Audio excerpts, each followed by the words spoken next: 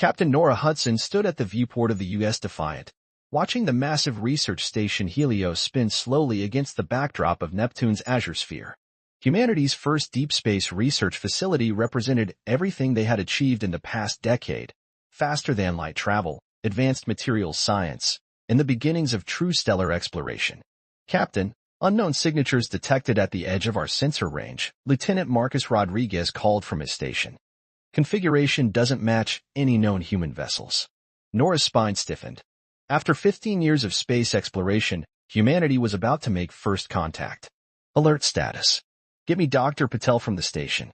The holographic display flickered to life, showing the weathered face of Dr. Rajesh Patel, chief scientist of Helios Station. Captain Hudson, our quantum arrays are picking up unusual gravitational distortions. Whatever's coming, it's big.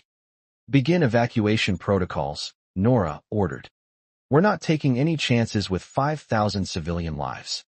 The unknown vessels materialized from fold space, 7 ships that dwarfed the Defiant. Their hulls gleamed with an otherworldly iridescence, covered in patterns that seemed to shift and flow like liquid metal. We're being hailed, Rodriguez reported. On screen, the alien that appeared was tall and ethereal, with crystalline features and eyes that shimmered like pools of mercury. I am Supreme Commander Ixil of the Vexery Empire. Your presence in this sector is unexpected. I am Captain Nora Hudson of the United Earth ship Defiant. We come in peace and wish to establish diplomatic relations. Ixil's features twisted into what might have been amusement. Diplomatic relations? Your species has barely mastered rudimentary fold space technology. We have ruled the stars for 50,000 years. Your vessel's defensive capabilities are barely sufficient to deflect solar radiation. Nora kept her expression neutral. Nevertheless, we are here, and we are willing to learn and share knowledge. Share. Ixil actually laughed, a sound like breaking glass. We do not share with primitive species. We guide them, rule them, or remove them. You have one planetary rotation to evacuate this sector. This facility offends us with its crude attempts at understanding the universe. The transmission cut off. Nora turned to her first officer, Commander Jack Torres. Status of the evacuation? First wave of shuttles launching now. We'll need at least 6 hours for a full evacuation. They've given us 24. Why so generous? Nora mused. Because they don't consider us a threat, Rodriguez said quietly. They're toying with us. Nora moved to the tactical station, studying the Vexery vessels. Their technology was clearly superior. Energy readings off the charts, hull materials unlike anything in human databases. But something about their behavior nagged at her. Jack, what do you notice about their formation? Torres studied the display. It's perfect. Textbook theoretical combat spacing. Almost like they haven't had to adapt it in a very long time, Nora finished. Give me Admiral Winters at Fleet Command. And begin deploying the Thor platforms. The prototype defense system? Torres looked concerned. It's never been tested in combat. The Vexery have forgotten something fundamental about humanity, Nora said, watching as more evacuation shuttles streamed from Helios. We don't need 50,000 years of technological advancement. We just need one good idea and the courage to use it. The Thor platforms, tactical hybrid orbital response units, were humanity's ace in the hole. While other species focused on energy weapons and shields, Earth scientists had taken a different approach. Sometimes the oldest solutions were the best ones, especially when updated with cutting-edge technology. Platforms in position, Rodriguez reported. But Captain, they're not even scanning them. They're completely ignoring our defensive preparations. Nora smiled grimly. Pride comes before the fall, Lieutenant. And they're about to learn that humanity doesn't take kindly to bullies, no matter how advanced they think they are. The Vexery ships began to move, their formation shifting with fluid grace. Energy readings spiked as weapon systems powered up. They're not waiting for their deadline, Torres warned. Neither are we. Nora straightened her uniform. All hands, battle stations. Begin Operation Thunderclap. The Vexery's laughter still echoed in her mind. Soon, they would learn why humans had survived countless catastrophes on their homeworld, why they had risen from caves to touch the stars in a mere fraction of the time it had taken other species. Because humans never, ever gave up, and they were about to demonstrate why even gods should fear the wrath of those they mocked. Thor platforms, execute first strike protocol, Nora commanded. Let's show them what primitive technology can do. The Thor platforms hummed to life, their surfaces rippling as nanomaterial shells reconfigured for combat. To the Vexery sensors, they must have appeared laughably primitive, simple satellites with minimal power signatures. That was precisely the point. Enemy vessels launching energy strikes, Rodriguez reported, his fingers dancing across the tactical display. Their target is Helios Station. Intercept trajectory calculated, Commander Torres announced.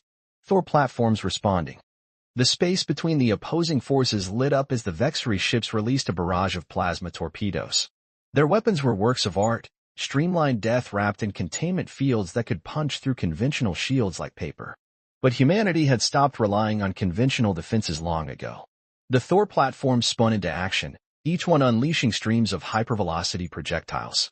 These weren't simple bullets or even railgun shots. They were smart munitions guided by quantum computers, each round containing a microscopic AI core that adjusted its trajectory microseconds after launch.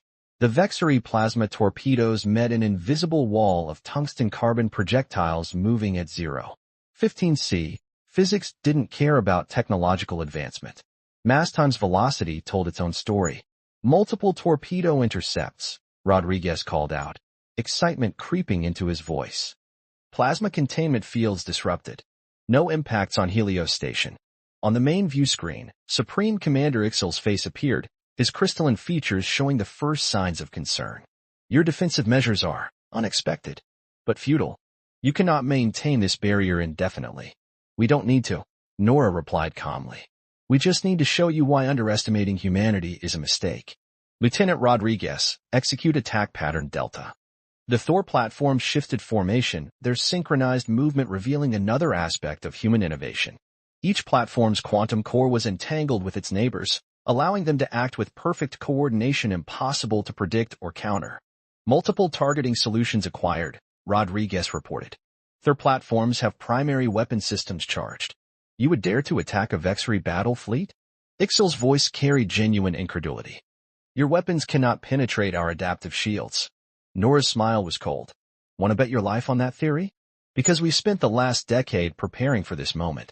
Every alien signal we've intercepted, every scrap of technological data we've gathered, it all led to one conclusion. The galaxy's dominant species had grown complacent. The Thor platform's main weapons activated. Not energy beams or plasma weapons, but something far more insidious. Each platform generated a focused gravitational lens, bending space itself into a corridor of destruction. Gravitic accelerators online, Torres announced. Firing solutions locked. The platforms fired as one. Streams of microscopic black holes, artificially generated and instantly destabilized, tore through space. The Vexery shields, designed to deflect energy and matter, had no defense against localized distortions in spacetime itself. The smallest Vexery vessel shuddered as its shields collapsed, sections of its hull simply ceasing to exist as they encountered the gravitic streams. Two more ships suffered similar fates before the alien fleet scattered, their perfect formation breaking apart in panic. Impossible. Ixal's face showed genuine fear now. This technology, you cannot possess this level of understanding. Understanding? Nora leaned forward. We understand plenty. We understand that humanity's greatest strength isn't our technology. It's our drive to survive, to protect our own. You gave us 24 hours because you thought we were harmless. That was your first mistake. The remaining Vexery ships were retreating, their movements no longer fluid and graceful but desperate. 4 vessels remained from their original 7, and 2 of those showed significant damage. You've made an enemy of the Vexery Empire, Ixal snarled. We will return with a fleet that will darken your skies. Every human settlement, every colony, every outpost will burn. No, Nora replied softly. What you'll do is return to your empire and deliver a message. Humanity is not your prey. We're not some primitive species to be conquered or eliminated. We are your equals, whether you like it or not. And if you force this war, you'll learn exactly how dangerous we can be. The transmission cut off as the Vexery ships engaged their full drives, fleeing the battlefield they had entered with such confidence mere hours ago. Damage report, Nora ordered, allowing herself to relax slightly. Helios Station reports minimal damage from debris impacts, Torres reported. Evacuation continuing as planned. Their platforms operating at 89% efficiency. And the Vexery? 3 ships destroyed, 2 heavily damaged. Their remaining vessels are showing significant system instabilities. Whatever they expected from this encounter, Captain, it wasn't this. Nora nodded, watching the last traces of the Vexery ships vanish from their sensors. Give me a secure channel to Fleet Command. They need to know we've just fought our first interstellar battle. And we won. You think they'll really come back? Rodriguez asked quietly. Count on it, Nora replied. But next time, we'll be ready. Humanity has shown its teeth today. Now it's time to show the galaxy our bite. 2 months after the Helios Station incident, the war room deep beneath Geneva hummed with activity. Captain Nora Hudson stood before the assembled Fleet Command, her uniform crisp despite 48 hours without sleep. The Vexery have been busy, she reported, gesturing to the holographic display showing movement patterns across known space. Our deep-range sensors have detected at least 30-fold space signatures in the past week. They're gathering their forces. Admiral Kinzo Yamamoto, the architect of Earth's defense strategy, studied the patterns with narrowed eyes. Their pride won't let them ignore this defeat. How long until they strike? Based on their movement patterns, less than 72 hours, Nora replied. But we've used these 2 months well. The Thor platform designs have been distributed to every human settlement. Production facilities on Mars and Europa are running at maximum capacity. The door slid open, admitting a tall man with dark skin and close-cropped gray hair. Director Victor Aluazian of the Quantum Defense Initiative carried a data crystal that pulsed with an inner light. Captain Hudson, he said, his deep voice carrying across the room. Your engagement at Helios provided invaluable combat data. We've upgraded the Thor platform's targeting algorithms. The Vexery won't find us such easy prey. They never found us easy prey, Admiral Yamamoto corrected. But they'll come prepared this time. Their entire society is built on technological superiority. We've challenged not just their military might, but their worldview. The holographic display shifted, showing new sensor data. The Vexery fleet was massive, over 100 capital ships, each one carrying enough firepower to level a continent. They're not just coming to win, Nora observed. They're coming to make an example of us. Let them try. Director Aluazian inserted the crystal into the display console. New schematics appeared, modifications to the Thor platforms that made Nora's eyes widen. Is that possible? She asked. Theoretical physics said no, Aluazian smiled.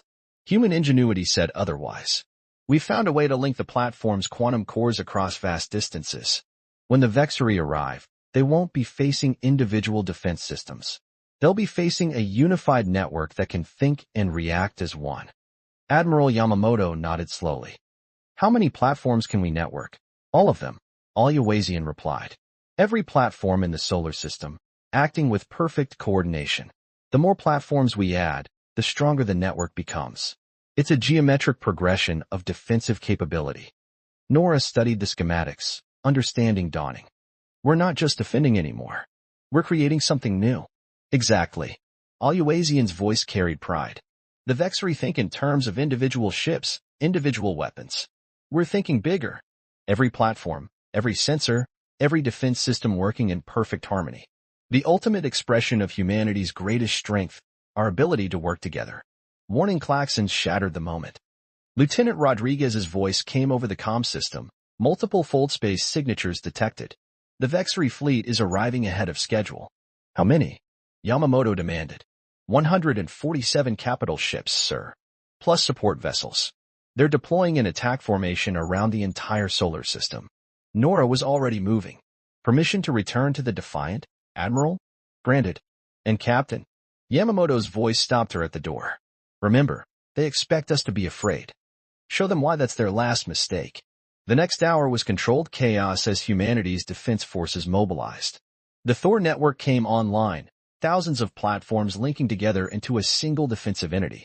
Civilian ships evacuated to hardened bunkers beneath the surfaces of Mars and Europa. On the bridge of the Defiant, Nora watched the Vexery fleet emerge from fold space. Their ships were different now, heavily armored, their hulls covered in energy-dispersing fields designed to counter the Thor platform's weapons. Supreme Commander Ixil's transmission was expected. His crystalline features showed no trace of their earlier arrogance, only cold fury. Your species has earned the honor of extinction, he declared. We will reduce your worlds to ash, your colonies to dust. The galaxy will remember humanity as an object lesson in the price of defiance. Nora didn't bother responding. Instead, she opened a channel to all human forces. Remember who we are. Remember what we've achieved. The Vexari think they're gods among the stars, but they've forgotten something crucial.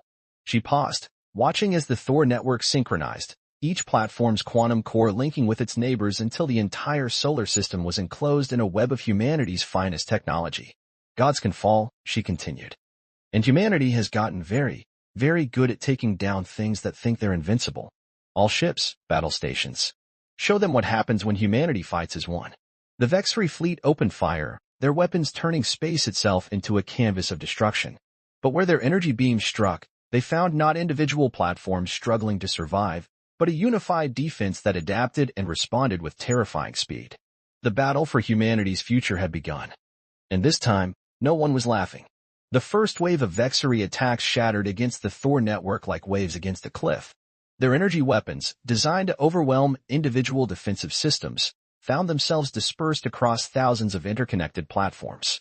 Each attack was analyzed, countered, and adapted to within milliseconds.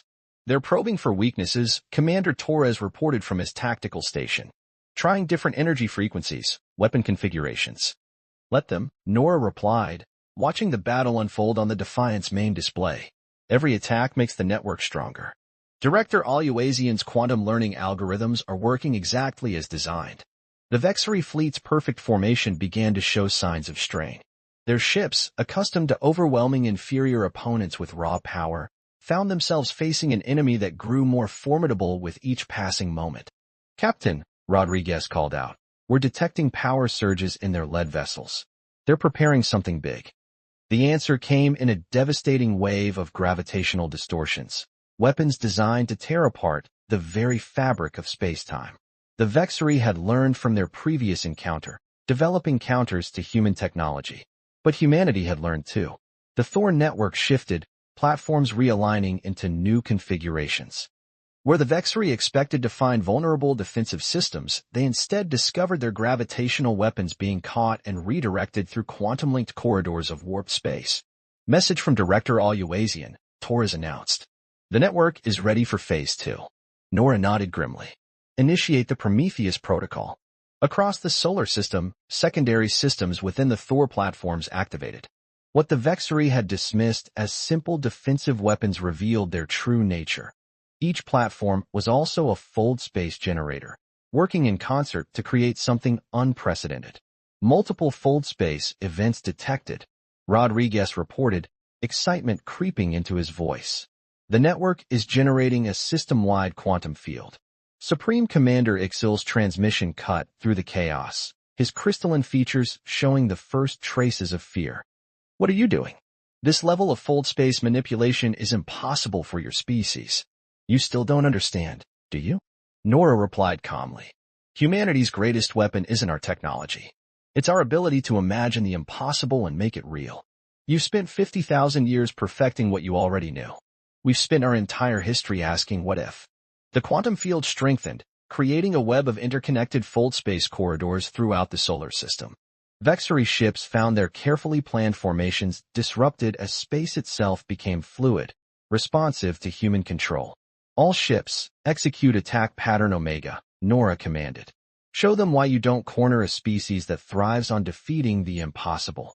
Earth's defense fleet moved as one, using the quantum field to appear and disappear across the battlefield. The Thor network's gravitic weapons struck from impossible angles, bypassing Vexari shields through localized fold space events. Their fleet is breaking formation, Torres reported. 23 capital ships destroyed, 40+ showing critical damage. On the main screen, the mighty Vexari armada began to fragment. Ships designed for overwhelming force found themselves unable to cope with an enemy that turned space itself into a weapon. Vessels that had survived centuries of combat fell to weapons that rewrote the rules of warfare. They're targeting the platforms directly, Rodriguez warned. Concentrated fire on Node 7 Alpha. Redirect power from Nodes 8 and 9, Nora ordered. Show them another truth about humanity. We learn from every failure, adapt to every setback.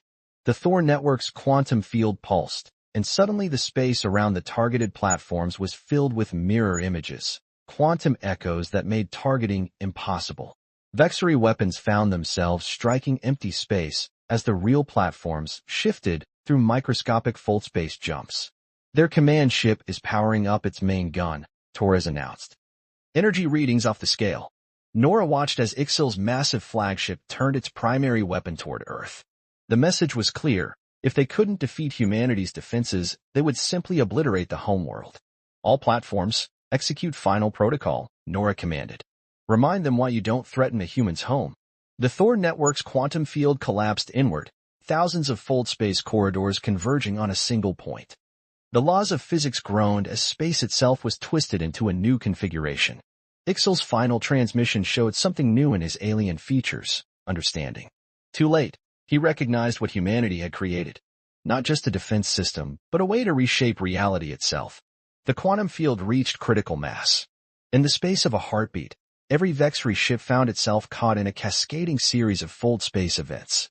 Their weapons, their shields, their advanced technology meant nothing as space itself rejected their presence. When the quantum storm cleared, over half the Vexury fleet had vanished, transported into the void between galaxies by the combined power of humanity's linked platforms. Remaining enemy ships are retreating, Rodriguez reported quietly. They're running. Nora watched the survivors flee, their perfect formation forgotten, their pride shattered. Send a message to Fleet Command. Tell them. She paused, remembering the Vexury's laughter from that first encounter.